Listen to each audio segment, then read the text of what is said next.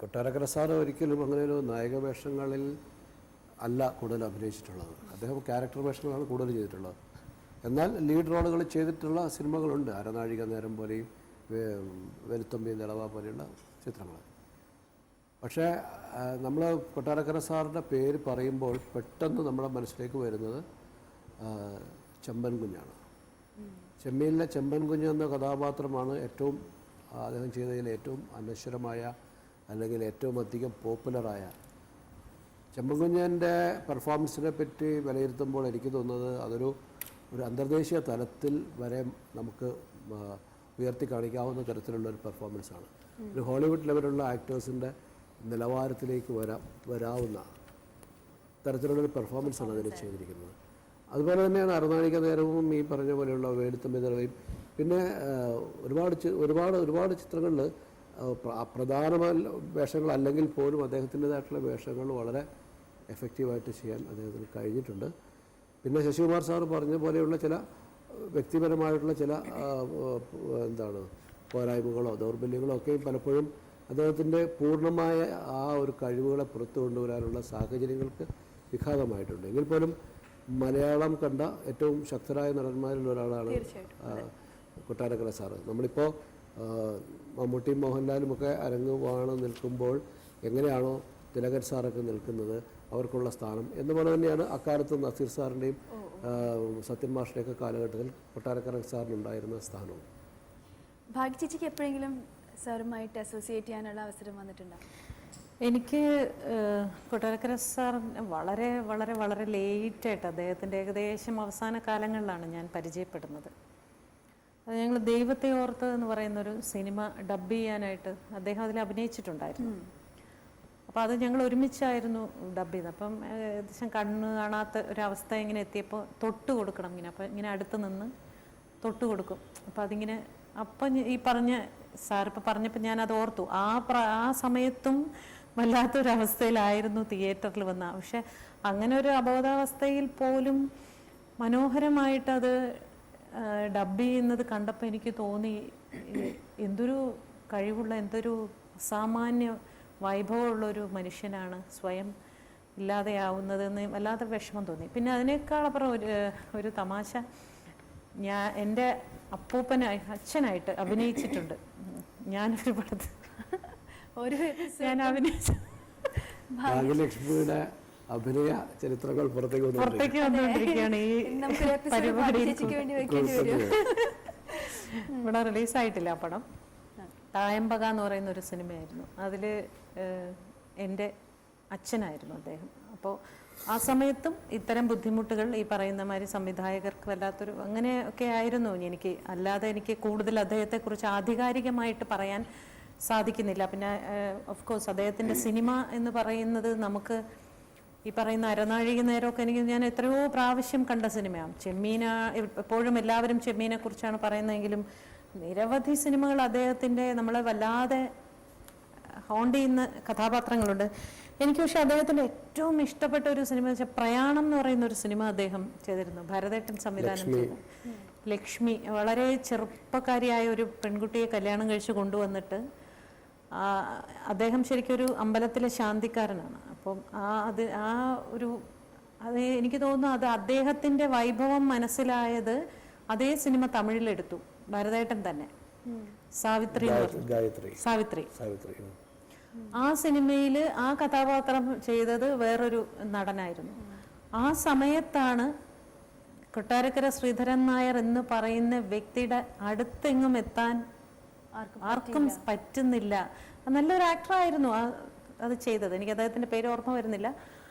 പക്ഷേ എത്രയോ മണിക്കൂറെടുത്ത് ഓരോരോ സീന്, പ്രത്യേകിച്ച് ആ കല്യാണം കഴിഞ്ഞിട്ട് ലക്ഷ്മിയെ കൊണ്ടുവന്നിട്ട് ഒരു ഫസ്റ്റ് നൈറ്റ് സീനുണ്ട്. അതിൽ കൊട്ടാരക്കര സാറിൻ്റെ ഒരു അഭിനയമുണ്ട് കേട്ടോ. അത് ശരിക്കും അത് എനിക്ക് തോന്നുന്നു ഒരു പക്ഷേ കോ ആർട്ടിസ്റ്റും വളരെ നന്നായിരുന്നു. ലക്ഷ്മിയും വളരെ മനോഹരമായൊരു നടിയാണ്. ഇദ്ദേഹവും രണ്ടുപേരും കൂടെ വളരെ കോമ്പറ്റ് ചെയ്ത് അഭിനയിച്ചൊരു സിനിമയായിരുന്നു, സീനായിരുന്നു അത്.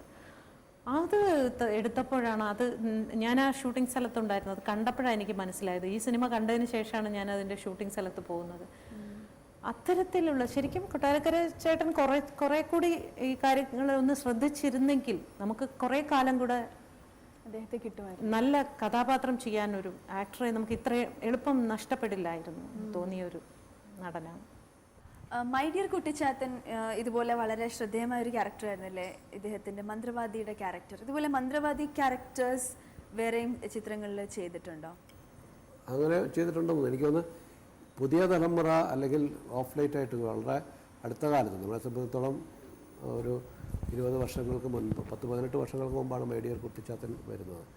അപ്പോൾ ഏകദേശം അത്തരത്തിലുള്ള ഒരു പുതിയ തലമുറയ്ക്ക് പെട്ടെന്ന് ഓർമ്മ വരുന്ന ഒരു കഥാപാത്രമാണ് മൈ ഡിയർ കുട്ടിച്ചാത്തനിലേത്. കാരണം ആ സിനിമ വളരെ പോപ്പുലറാകുകയും വളരെയധികം ഓടുകയും വീണ്ടും അതിൻ്റെ വേർഷൻസ് രണ്ടാമതൊക്കെ റിലീസ് ചെയ്യുകയൊക്കെ ചെയ്തിട്ടുണ്ട്. അപ്പോൾ അതുകൊണ്ട് പുതിയ ജനറേഷന് കൂടെ കൊട്ടാരക്കര സാറിനെ കാണാനും ഫെമിലിയാരിറ്റി ഉണ്ടായത് ഈ സിനിമയിലൂടെയാണ്.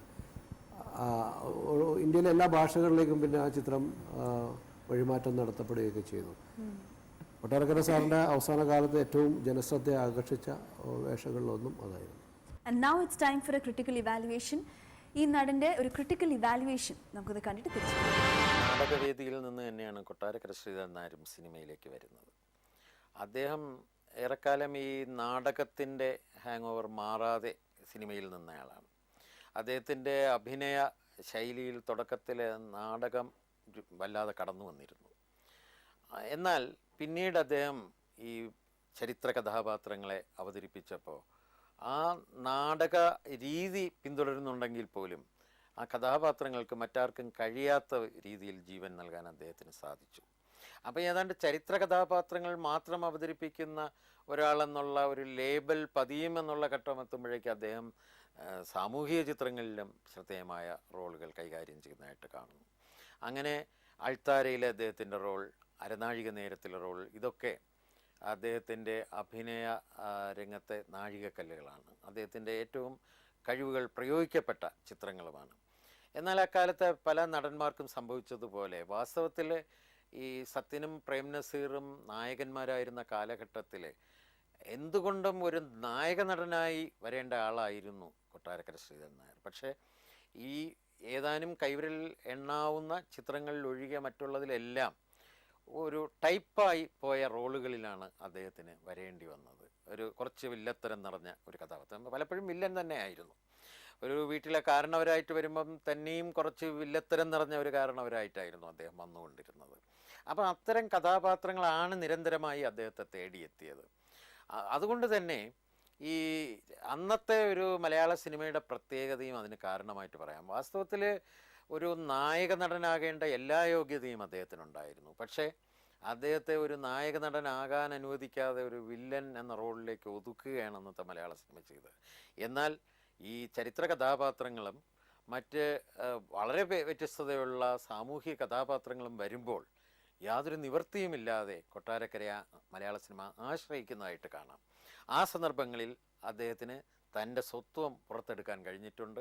അവിടെ അദ്ദേഹത്തിൻ്റെ പ്രതിഭ തെളിഞ്ഞ് മിന്നുന്നതായിട്ട് നമ്മൾ. കൊട്ടാരക്കര ശ്രീധരൻ നായർ സാറിനെ കുറിച്ചുള്ള ഇന്നത്തെ എപ്പിസോഡ് ഇവിടെ പൂർണ്ണമാവുകയാണ്. അദ്ദേഹത്തിൻ്റെ ഒരുപാട് ക്യാരക്ടേഴ്സ് നമ്മുടെ മനസ്സിലേക്ക് ഈ ഒരു എപ്പിസോഡിലൂടെ വന്നിട്ടുണ്ടെന്ന് എനിക്കറിയാം. അപ്പോൾ എന്തായാലും നിങ്ങളുടെ ഏറ്റവും പ്രിയപ്പെട്ട താരം കൊട്ടാരക്കര ശ്രീധരൻ നായർ സാർ ആണെങ്കിൽ ആ റെസ്പോൺസ് ഞങ്ങളെ തീർച്ചയായും